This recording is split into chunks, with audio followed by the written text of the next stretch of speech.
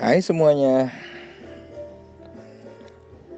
sore ini kita ngobrolin pensiun muda ya. Gimana? Kalau ditanya ke banyak orang, saya rasa hampir semua pengen pensiun muda, bebas finansial. Apalagi di zaman online. Banyak orang yang pamer seakan-akan bebas finansial itu pekerjaan yang mudah. Apa benar demikian? Bagaimana langkahnya menuju ke sana? Untuk mencapai sebuah kebebasan finansial, kita harus mencapai aset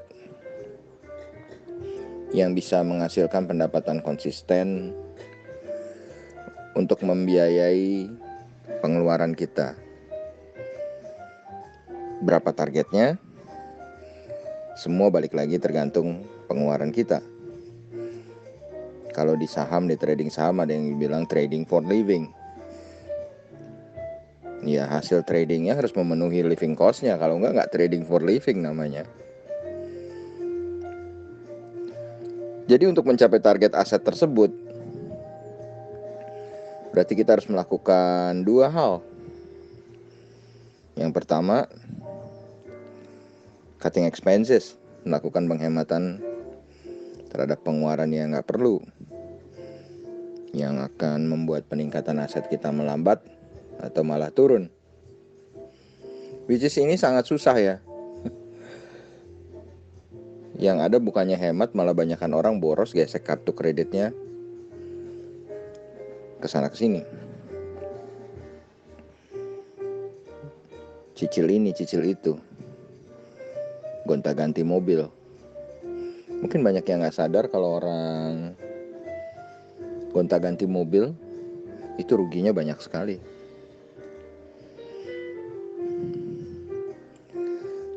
Tapi yang namanya gengsi katanya hidup cuma sekali. Lalu yang kedua adalah meningkatkan kapasitas diri. Dengan meningkatkan kapasitas diri, penghasilan kita juga meningkat dengan lebih cepat. Istilah zaman now katanya punya leverage. Lalu dengan segala perkembangan kita bisa memperkirakan lamanya waktu yang diperlukan untuk mencapai level yang cukup nyaman untuk pensiun. Kadang kita membayangkan sebuah angka yang sangat jauh, sehingga kita berusaha menawar level pensiun kita, misalnya 10 miliar, 5 miliar, 1 juta US dollar. Tujuannya biar lebih gampang tercapai, atau mungkin udah bosan dengan kondisi yang sekarang. Angka pensiun minimalis tentu akan membuat resiko meningkat. Kita nggak tahu apa yang terjadi di masa depan. Apakah inflasi tiba-tiba naik? Atau kebutuhan kita yang meningkat tajam, misalnya biaya kesehatan naik. Sudah bosan dengan kondisi sekarang juga buat kita pengen cepat-cepat pensiun. Ini membuat kata-kata pensiun muda, success before 30 jadi menarik. Tapi bayangin deh jika kita orang yang dari latar belakang biasa aja, mau ngumpulin uang miliar-miliar itu jelas butuh waktu. Yang pertama adalah nabung. Kemudian tabungan ini kita investkan atau ditaruh di investasi atau instrumen yang mampu menghasilkan hasil yang lebih cepat.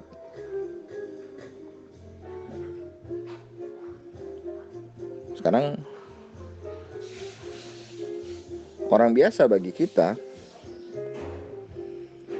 berinvestasi pun pasti ada resiko. Warren Buffett hanya mampu dengan angka sekitar 20-23%. Peter Lynch yang dianggap the best fund manager di Amerika, angka topnya itu 29%. Jika orang terbaik di dunia menghasilkan hasil seperti itu, apa realistis kalau kita pengen jadi seperti mereka dengan hanya belajar 1 atau 2 tahun? Bayangkan seorang Warren Buffett mulai berinvestasi di usia di bawah mungkin 15 tahun ya, saya lupa. Nah, sekarang usianya sudah lebih dari 85 tahun. Ini dia di market sudah 70 tahun lebih gitu. Terus kalau ada misalnya orang yang bilang, wah, ikut saya, seminar saya, Anda bisa dapat hasil 50%, 60%, 70%, 30%. No. Warren Buffett aja cuma sanggup 20-23% per tahun. Jadi jangan dengar iklan yang seperti itu. Apapun kelas seminarnya.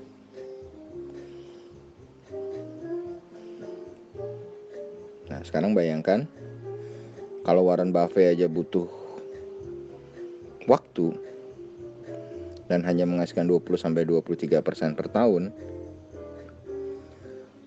ya kita pun butuh waktu yang lumayan, pengalaman yang juga gak sedikit untuk mencapai target yang kita inginkan. Buffett menghabiskan waktunya untuk meningkatkan diri dan mencari informasi melalui segala berita, mencatat. Peter Lynch juga seperti itu. Nah, berusaha secepat mungkin jadi kaya atau pensiun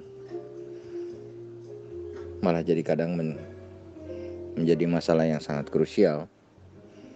Kita bisa saja terjebak pada money game, investasi bodong, janji-janji uang banyak, atau bahkan sekarang yang lebih ngetren, ada robot robot forex, robot saham, robot ini, robot itu.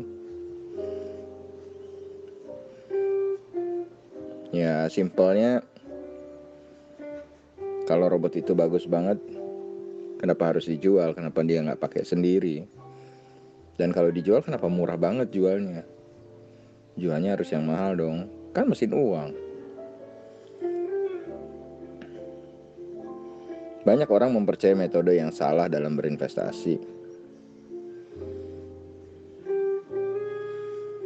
Sudah banyak contoh keserakahan yang membuat manusia menjadi bodoh, dan akan banyak lagi. Jadi ada aturan yang harus kita buat untuk diri kita sendiri,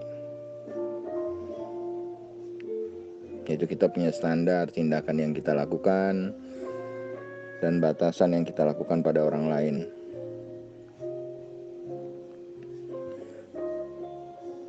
Dunia cukup untuk semua, tapi nggak akan cukup untuk yang merasa kekurangan.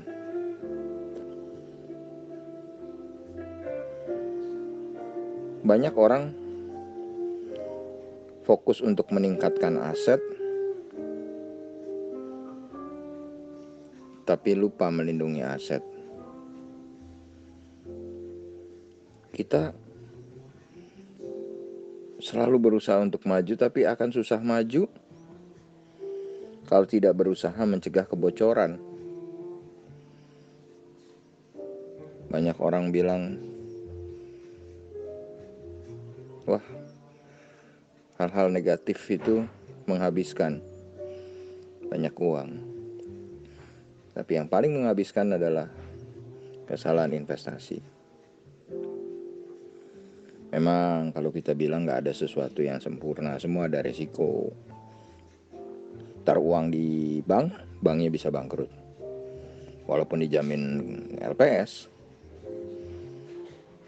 itu lama sekali ngurusnya kalau memang banknya bangkrut. Di bawah bantal, rumahnya bisa dirampok. Di perusahaan atau apapun itu, semakin tinggi potensi penghasilan, semakin besar potensi kehilangan katanya. Jadi di pasar modal pun saya selalu menekankan jangan berpikir cari untung dulu. Berpikirlah untuk mengatur risiko. Karena dengan mengatur risiko dengan baik, baru kita bisa berpikir dengan jelas untuk menambah pundi-pundi kekayaan. Membangun kekayaan berarti kita harus menempel pada sesuatu yang nilainya meningkat. Tanpa peningkatan nilai, berarti ya nggak ada peningkatan aset. Saya rasa ada dua jenis ya yang memang super cepat gitu. Itu yang jenius kayak Mark Zuckerberg mungkin, atau seperti Grab, Gojek, yang terus mendapat suntikan dana berlimpah. Apakah Anda ada di dalam dua jenis itu? Kalau enggak, ya kita harus realistis. Bersikap realistis ini adalah sesuatu yang sangat sulit ya. Karena banyak orang sulit untuk diajak berpikir realistis. Terutama banyak anak muda yang pikirannya hanya cepat kaya gitu ya. Dengan Anda bersikap realistis akan membuat kita bisa melihat semua lebih jernih. Kalau kita butuh 10, 15, 20, 25 tahun untuk mempersiapkan dana pensiun, maka nggak realistis juga dong kalau kita harap kita bisa pensiun dalam 5-10 tahun. Ada yang mungkin bisa cepat karena latar belakangnya dalam proses untuk itu. Misalnya modal yang cukup sehingga yang perlu dicapai sedikit saja, atau punya pendidikan finansial yang sudah lumayan sehingga nggak banyak melakukan kesalahan di awal karir mengumpulkan aset. Karena punya warisan aja, warisan yang banyak gitu, tapi kalau nggak bisa mengelola pasti habis. Sama dengan banyak olahragawan yang pensiun karena tidak bisa mengelola aset, akhirnya jatuh miskin.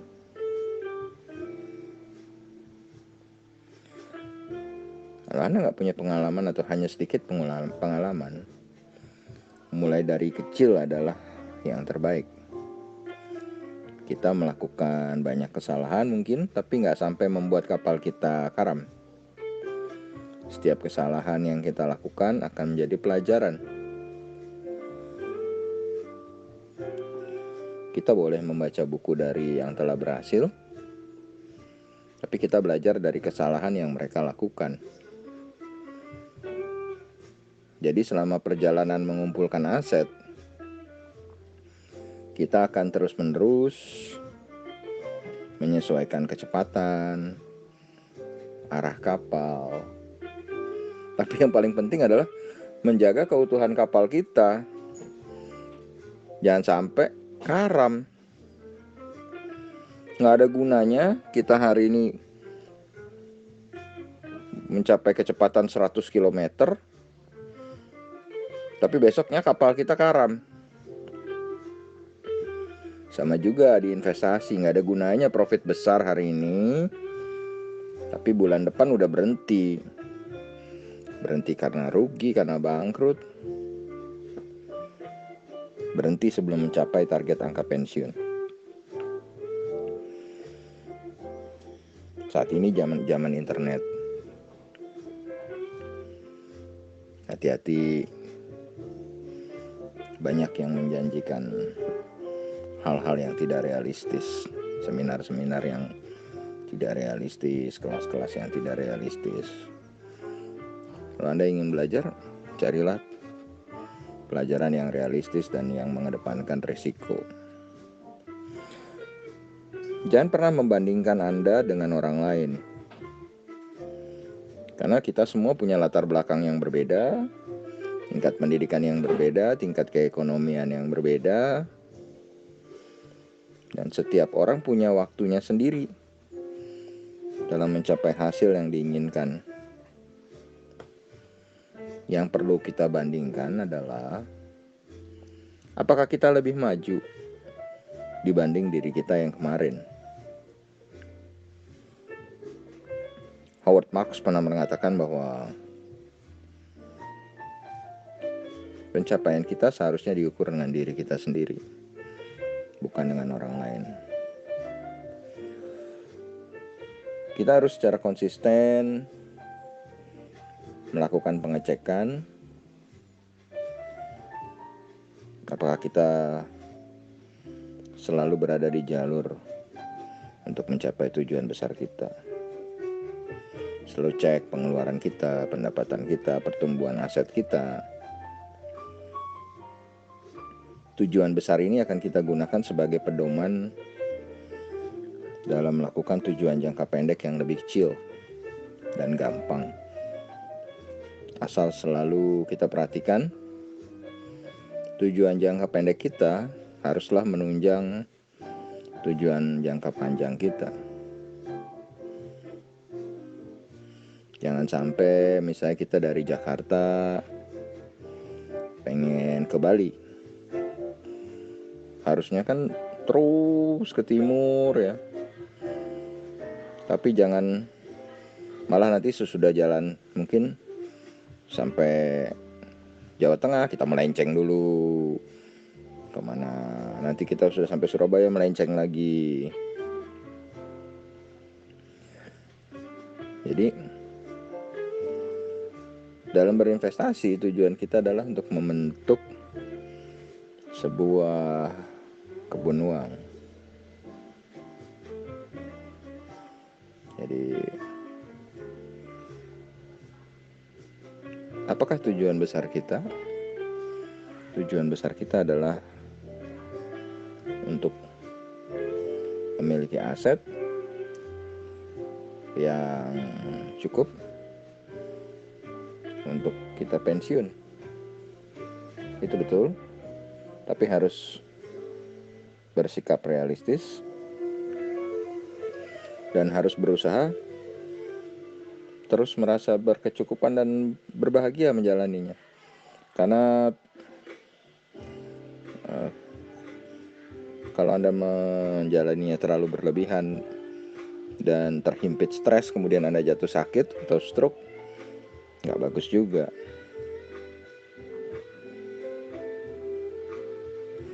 Akhirnya saya tutup dengan bersikap realistis itu sulit ya, kadang nggak akan pernah bisa diterima oleh sebagian orang, bahkan mungkin banyak orang. Selalu ada banyak orang yang nggak setuju kalau mencapai pensiun itu butuh waktu, nggak bisa gerasa gerusu, nggak bisa yang sukses before 30 yang kayak gitu. Lalu kita cross dengan Warren Buffett yang pernah ditanya, Mr. Buffett, kalau cara Anda mudah, Mengapa nggak banyak yang berhasil melakukannya? Jawaban Buffett, karena mereka yang nggak berhasil itu adalah orang yang nggak mau kaya dengan pelan-pelan. Itu jawaban Warren Buffett. Artinya,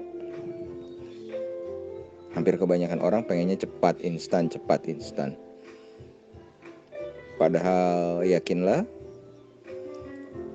yang namanya mie instan pun tetap butuh masak air sampai mendidih, baru mie-nya dimasukkan, kemudian diaduk-aduk dan sebagainya. Jadi mie instan nggak juga instan sekali gitu ya, perlu tetap proses. Jadi mari sama-sama berproses dengan realistis, dengan bersyukur, berbahagia untuk mencapai tujuan kita, pensiun senyaman mungkin dan sebahagia mungkin. Semoga bermanfaat. See you in next insight.